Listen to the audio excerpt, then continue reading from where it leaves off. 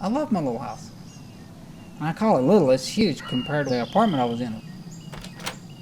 It's 3 bedrooms, 2 baths, with a nice big living room that, the dogs can run in and play in, and he's my friend.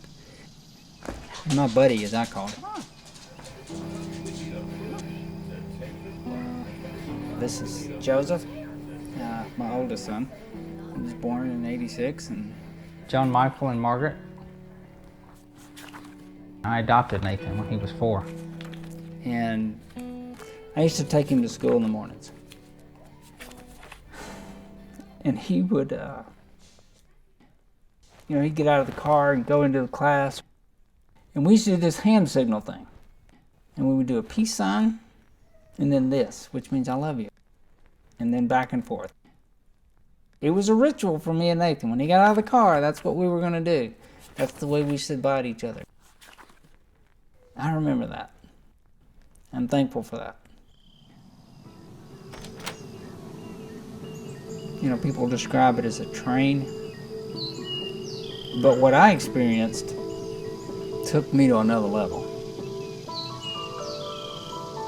And we had bought a little house down in West Jefferson County.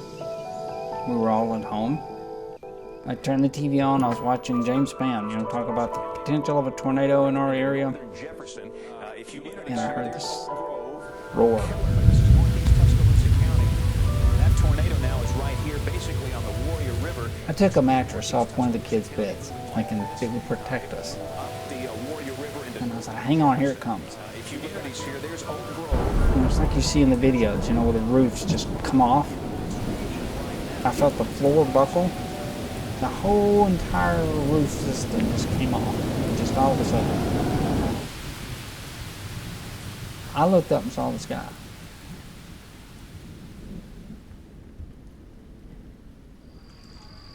I remember waking up. It was dark. I couldn't see.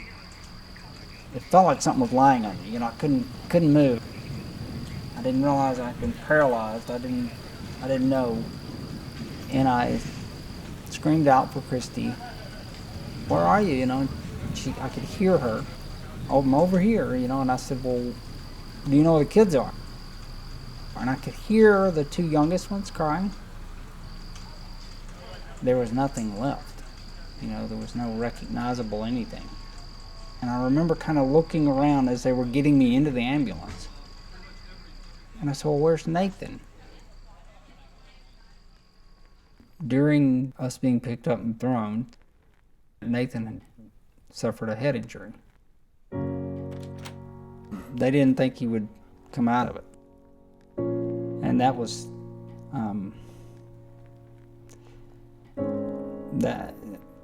no words to really describe how that felt.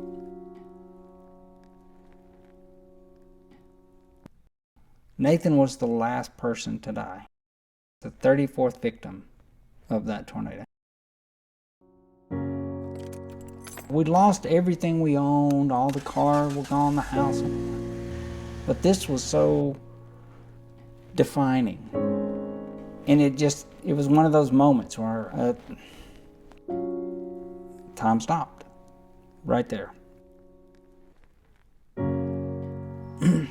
That's been a little over 17 years ago. So I have my other kids. The youngest is now 18, and she's a bright young girl. The youngest son is, he's in school and college, doing good and working. And my oldest is in the Army, and he's graduated college, and they've all got their own lives, and so it's kind of just life goes on.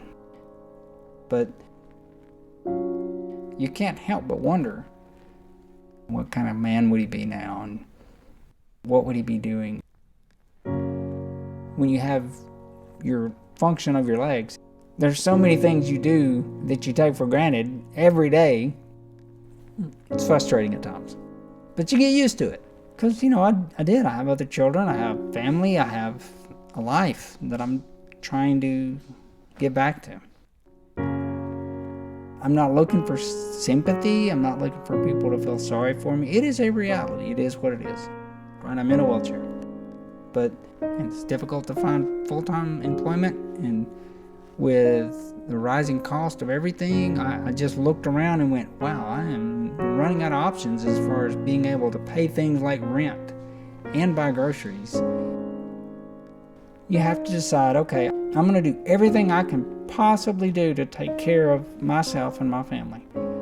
And then if I need help, I'll ask for it. And so that's what I did. The opportunity that I have here, it came at a time when it was needed the most. I don't know if it was pride or ignorance of going, well, they're giving you a house. And even though somewhere in my mind I didn't think that that was the case, I still felt that way about it. But when I really began to look into Habitat, I began to think, you know, that really is something I need. They aren't just giving you something. They're giving you an opportunity to help yourself. It's a good kind of pride to know that this is my house. I worked for this, and I can look around and every nail that was nailed was done out of somebody wanting to help me. That's a beautiful thing. It makes me a better man to have accepted the help and to go out and then in turn help someone else. Because to me, that's the epitome of what Habitat for Humanity is someone that has a need and people come alongside them and help them help themselves.